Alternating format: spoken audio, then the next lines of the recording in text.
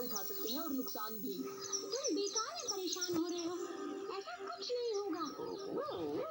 चलो नीलम, चलो आज पड़ोसियों के बाग में चलते हैं। हाँ।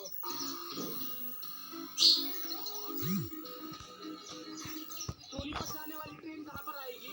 इस पटरी पर आएगी। इतनी छोटी पटरी पर इतनी बड़ी ट्रेन कैसे आ जाएगी? इसी पटरी पे आएगी। अभी माइक वाली आंटी यूं कह रही थी कि गाड़ी प्लेटफॉर्म नंबर 2 पर आएगी, और जहाँ तुम बैठे हो भी तो प्लेटफॉर्म नंबर 2 ही है। और तुम यहाँ से खड़े हो दो, वरना गाड़ी तुम्हारे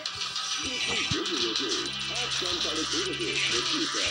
आज की बारिश से कुछ भी करती है, लेकिन फैसला का फैसला गानों की ये मजा कि आप कैसी लगे और कभी मतलब है जाना।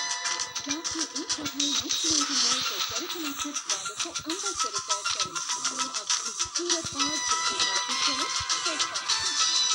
इतना प्यार से पता नहीं उसको, मेरे कहता कोई शक ही नहीं हुआ उससे। कितनी बात है कि पापा की गाड़ी दूंगा मैंने, और रोज रोज उसके दिमाग मत खा, फ्रिज खा। क्रैक्स फ्रिज यमी पोटैटोज और क्रंची कॉर्न से बना। दिमाग मत खा, फ्रिज खाओ। प्यार में कभी सोना देती सोना ले मेरे महंगे कुछ के लिए माँ ने अपना सोना गिरवी रखा। आस्तीन में भी कॉलर खाना पर जो थकते नहीं वही चलाते हैं। देखते हैं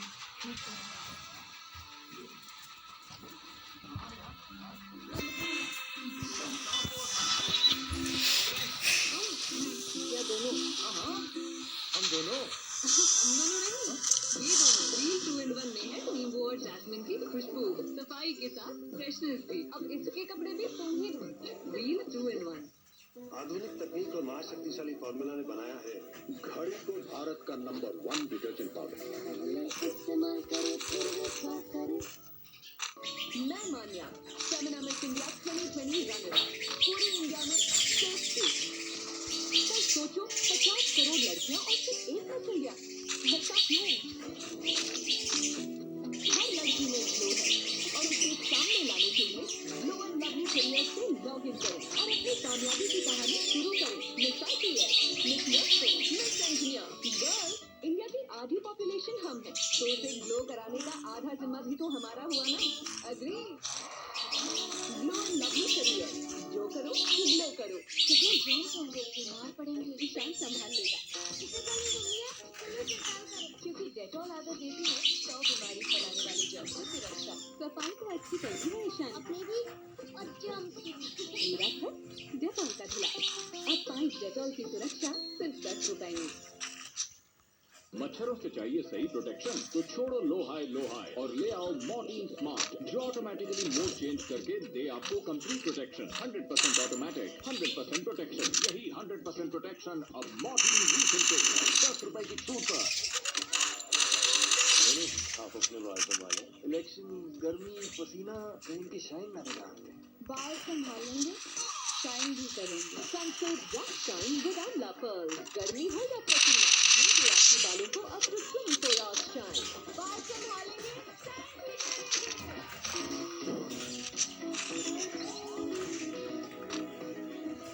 हमने सुना है कि उसके स्टोर में बहुत सारा खाना है। आज तो हमारी दावत हो जाएगी। हम वो खा पाएंगे जो हम चाहेंगे। तुम भी इस दावत का मजा ले सकते हो लैम। कितना मजेदार होगा। मेरे कुत्ते दोस्त सबसे अच्छी चीजें करना जानते हैं। हाँ बिल्कुल, मैं चलूंगा। चलो चलें। ओह, क्या दावत है सच में। चलो भी लैम, तुम किस चीज का इंतजार कर रहे हो? इन कुत्तों को ये खाना खाने देता हूँ। मैं अपने लिए कुछ और ढूंढ लेता हूँ।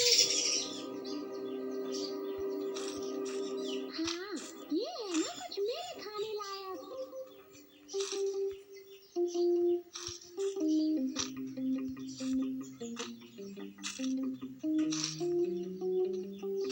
चोर, वो रहे चोर। पकड़ लो उन्हें, आज हम इन्हें नहीं छोड़ेंगे। हमारा कीमती मीन चुरा, हिम्मत कैसे हुई? वहाँ पर एक और है। वो भी चोर होगा। लेकिन मैंने कुछ नहीं खाया। मैंने तो मीट भी नहीं खाया। मैं तो इस तरह बेचारे मेमने को अपने दोस्तों के बुरे कामों की सजा भुगतनी पड़ी। ओह, ये तो बहुत ही खतरनाक ये है। ऐसा ही होता है। तुम अपने दोस्तों की वजह से जाने जाते हो, तो ध्यान रखना। मैं ध्यान रखूंगा पापा।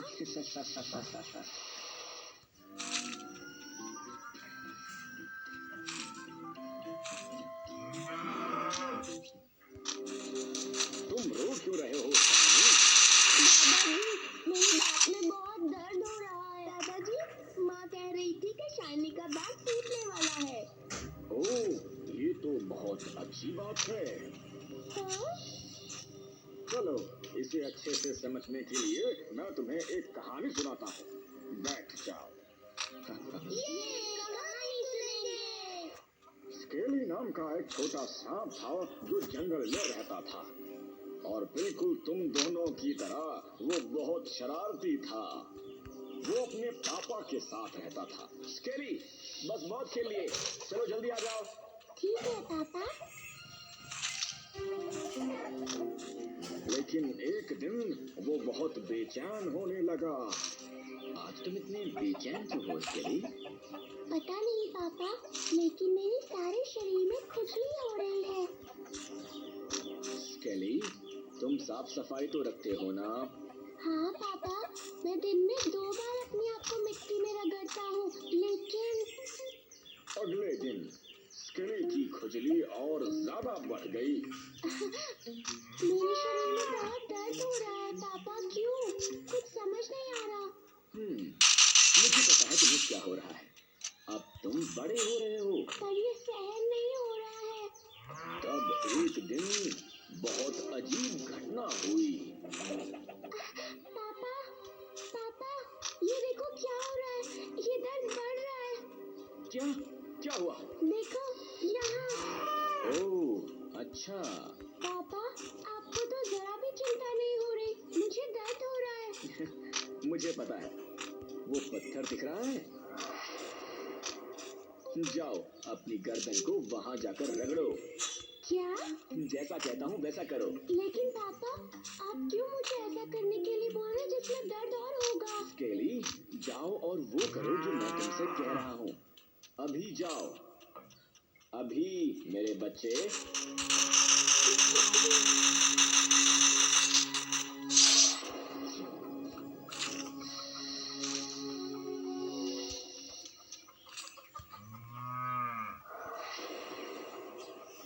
पापा, ये तो जादू है। मैं तो बिल्कुल नया सांप बन गया। हाँ बिल्कुल, जो तुम्हारे साथ अभी अभी हुआ वो हम सांपों के बड़े होने की प्रक्रिया है। हम अपनी पुरानी चमड़ी से ढके होते हैं। इस दर्द को सहन करके हम कीटाणुओं से भरी पुरानी चमड़ी को छोड़कर नई चमड़ी में आ जाते हैं, समझे? चलो, अब तुम बिल्कुल नए नवेले सांप लग रहे हो। हाँ पापा, अब मैं समझ गया। अब मैं जाकर अपने दोस्तों को अपनी नई चमड़ी दिखाऊंगा। और बिल्कुल इसी तरह तुम्हारा पुराना कमजोर दांत टूट जाएगा और नया मजबूत दांत उसकी जगह आ जाएगा। संघर्ष हमेशा कुछ अच्छा ही लेकर आता है। जी, वैसे भी इसमें तो कीड़ा लगा हुआ है।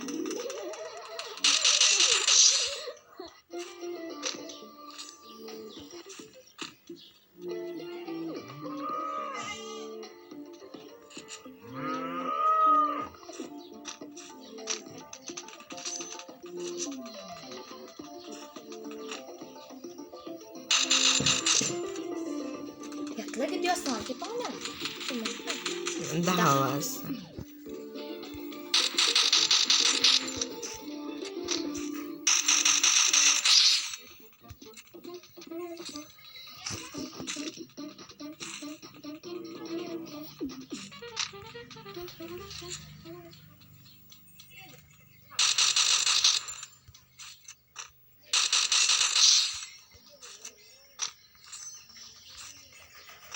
दो महीने पहले ही सुजाता की शादी हुई थी। उसका ससुराल पास के ही गांव में था। घर में सिर्फ वो और उसके पति रहते थे। मैं अकेले दिन भर काम करती हूँ और ये आराम से आके खाना खाने लग जाते हैं। कपड़े धोने नदी पे जाओ, पानी भरो, चूल्हा पकता, बस इसी में मेरी जिंदगी बीतने वाली है।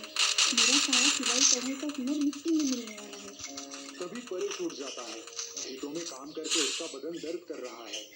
हाँ, सुजाता, अदरक डाल के गर्मा गर्म चाय बना देना जरा। हाँ हाँ, क्यों नहीं। भगवान ने मुझे 4 हाथ जो दिए हैं। क्या हुआ, तुम ऐसे क्यों बात कर रही हो? जैसे कि तुम कुछ जानते ही नहीं।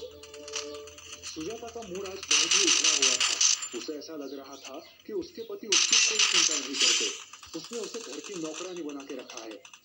सुजाता उदास होकर नदी के किनारे बैठी है। तभी उसकी सहेली दुर्गा वहां आती है। ऐसे क्यों बैठी हो सुजाता? सब ठीक तो है? कुछ नहीं, बस ऐसे ही एक चुकी हूँ मैं इस जिंदगी से। शादी को सिर्फ 2 महीने हुए हैं और तुम ऐसे बोल रही हो? और नहीं तो क्या। सुबह जल्दी उठो, दिन भर घर के काम करो, बाजार जाओ, पानी भरो, बस यही जिंदगी रह गई है। और पतिदेव की कोई मदद नहीं, जैसे कि गृहस्थी सिर्फ हमारी है। लेकिन क्या करें, अब सहना ही पड़ेगा। नहीं। क्या मतलब? हमें इस उबाऊ जिंदगी से छुटकारा मिल सकता है? हाँ, क्यों नहीं। इसलिए तो मैंने मेरे पति का घर छोड़ दिया। अब सुकून से यहाँ मायके में जी रही हूँ। खेत से थक कर सुजाता का पति करीब घर लौटता है, लेकिन सुजाता गुस्से में घर छोड़कर मायके चली जाती है। लगता है रूठ के मायके चली गई है। पता नहीं उसे क्या शिकायत है मुझसे। ठीक है, 2 दिन वहां रहेगी तो उसे अच्छा लगेगा। दिमाग शांत हो जाएगा तो लौट आएगी। सुजाता मायके अपने घर आती है। मायके में सिर्फ उसकी माँ और छोटा भाई है। वो दोनों सुजाता का खुशी से स्वागत करते हैं। लेकिन कुछ ही दिनों बाद जब तीनों गपशप करने बैठते हैं। सुजाता, जमाई बाबू वहाँ अकेले हैं। तुम अपने ससुराल कब लौट रही हो? माँ मैं आप पर बोझ नहीं बनेगी। दीदी ये क्या कह रही हो आप हम पर कभी बोझ नहीं बन सकती। लेकिन तुम ऐसी बात क्यों कर रही हो बेटा? सुजाता उन्हें फिर कभी ससुराल ना जाने का अपना फैसला सुनाती है। ये क्या कह रही हो बेटा? जमाई बाबू तो भले नेक इंसान है। हाँ दीदी, जीजू आपका बहुत ध्यान रखते हैं, फिर भी आप ऐसा क्यों कह रही हो? क्योंकि मैं उब चुकी हूँ उस गृहस्थी से। पूरा दिन घर में मैं ही मरती रहती हूँ। तुम्हारे जीजा भी मुझे रत्ती भर की भी मदद नहीं करते। बस मैंने फैसला कर लिया है। मैं यही सिलाई बुनाई का काम करूंगी और आप लोगों के साथ ही रहूंगी। दूसरे दिन सुजाता और उसकी माँ नदी पर पानी भरने जाते हैं। नदी के पास पहुंचते ही माँ थककर नदी के किनारे बैठ जाती है। क्या हुआ माँ? बेटा थोड़ा पानी पिलाना तो। सुजाता पानी लाने नदी पर जाती है। ओह, ये पानी तो बहुत गंदा हो चुका है। ये माँ को कैसे पिलाऊं? सुजाता माँ के पास लौटती है। माँ नदी का पानी बहुत मैला है, इसलिए मैं नहीं लेके आई। अब क्या करें? अच्छा ये बात है बेटा, तुम थोड़ी देर बाद जाकर लाना। थोड़ी देर बाद सुजाता फिर से नदी के तट पर माँ के लिए पीने का पानी लेने जाती है। अब नदी पर कोई नहीं है। सुजाता पानी देख के अचरज में पड़ जाती है। अरे वाह, ये पानी तो अब एकदम साफ हो गया है। अब ये पानी माँ के लिए ठीक है।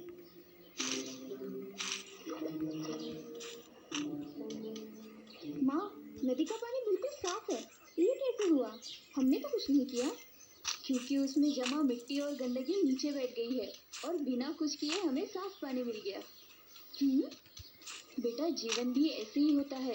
कभी कभी हम जल्दबाजी में गुस्से में होते हैं और तब हमारे दिलो दिमाग की अवस्था भी गंदगी भरे नदी के पानी जैसी होती है। सुजाता माँ की बात समझने की कोशिश कर रही है। इससे हमारा नुकसान कैसे होता है ना? तब हम गलत निर्णय लेते हैं और जिंदगी भर पछताते हैं। तो ऐसे वक्त हमें क्या करना चाहिए माँ? ऐसे वक्त हमें शांत रहना चाहिए और उस समय को वक्त के हाथ में सौंपना चाहिए। कई बार समस्या अपने आप ही सुलझ जाती है, बिल्कुल उस नदी के पानी की तरह, जिसे साफ होने के लिए हमने बस थोड़ा सा समय दिया। माँ की बात सुनकर सुजाता को उसकी गलती का एहसास होता है। और तभी उसका छोटा भाई वहाँ आता है। दीदी दीदी जीजू का फोन आया था, कल आपको लेने आ रहे हैं। ये खुशखबर सुनकर सुजाता सोच में पड़ जाती है। क्या सोच रही हो बेटा? जाओगे ना अपने घर? जमाई बाबू को तुम्हारी फिक्र ना होती तो रोज तुम्हारे भाई को फोन करके तुम्हारी पूछताछ ना करते। माँ की बात सुन के सुजाता की आंखें भर आती है। उसे अपनी गलती का एहसास हुआ देख माँ और उसका भाई खुश हो जाते हैं। और दीदी आपके लिए एक खुश खबर भी है, जीजू ने आपके लिए एक नई सिलाई मशीन खरीदी है। लेकिन सिलाई मशीन तो महंगी होती है ना, इतने पैसे नहीं है हमारे पास। इसीलिए तो खेत का काम खत्म होते ही वो किसी और के खेत में हाथ बटाने जाया करते थे। मुझे लगा आपको ये बात पता होगी। माँ मुझे माफ कीजिए, गुस्से में आकर मैं बहुत गलत निर्णय ले रही थी। अब जिंदगी भर आपकी ये सीख याद रखूंगी। और इस तरह सुजाता वापस ससुराल जाकर हंसी खुशी रहती है।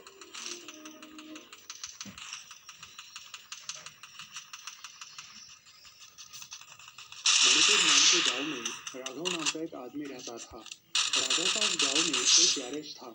वहाँ बड़ी बड़ी गाड़ियां आया करती थी, लेकिन राघव बड़ा ही लालची किस्म का आदमी था। गैरेज में आई हुई गाड़ियों को वो 2-3 दिनों तक अपने पास ही रखता था और उन गाड़ियों को मजे के लिए गांव भर घुमाता था। मेरे यहाँ तो अच्छी अच्छी गाड़ियाँ आती है, क्यों ना मैं इन सबको किराए पर देने लगूं, मेरा मुनाफा दुगना हो जाएगा। यही सोचकर राघव घर चला जाता है। आज बहुत खुश हो, क्या हुआ? अरे आज ऐसा आइडिया आया है जिससे हमारी दुगनी तरक्की होगी। वो कैसे?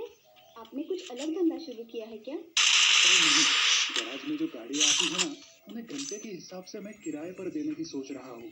इससे हमें बहुत सारा मुनाफा होगा। मगर आप पकड़े गए तो? अरे किसी को पता चलेगा तब ना। अगले दिन राघव के गैराज में एक नई गाड़ी आती है जिसकी सर्विसिंग करनी होती है।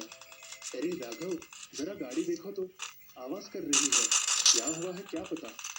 ठीक है श्याम भाई साहब, आप इसे यही रख दो, मैं कल देखता हूँ। आज बहुत काम है ना, इसलिए आज नहीं हो पाएगा।